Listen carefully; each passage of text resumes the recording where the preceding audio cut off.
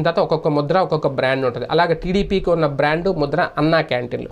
అన్నా క్యాంటీన్లు అయితే ఇమీడియట్గా రాబోతున్నాయి. తొలి 5 సంతకాల్లో అన్నా క్యాంటీన్ ఏర్పాట్లకు సంబంధించి కూడా సంతకం పెట్టబోతున్నారు చంద్రబాబు నాయుడు గారు.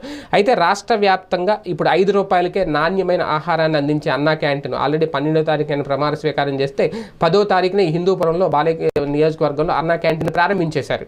ఇప్పుడు ఈ అన్నా క్యాంటీన్లు రాష్ట్ర వ్యాప్తంగా రాబోతున్నాయి. 5 రూపాయలకే భోజనం పెట్టడం ఒక రకంగా అందరూ చాలా హ్యాపీగా ఫీల్ అవుతారు. ఎందుకంటే తెలంగాణ లాంటి చోట్ల చాలా హ్యాపీగా కొనసాగుతున్నాయి.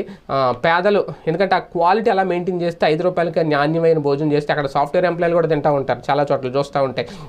ఆటో డ్రైవర్లు, బస్సు డ్రైవర్లు, ఉపాధి కూలీలు చాలామందికి అది చాలా ఉపయోగం. కడుపుకి పట్టడం అన్నం పెట్టడం కంటే ఏముంది. కానీ జగన్మోహన్ రెడ్డి గారు వచ్చిన తర్వాత ఆ క్యాంటీన్లు మూసివేయడం అనేది నిజంగా బాధాకరమే. ఇప్పుడు మళ్ళీ అవి ఓపెన్ కాబోతున్నాయి. ఆల్రెడీ మొదటి క్యాంటీన్ హిందూపురంలో ప్రారంభమైంది.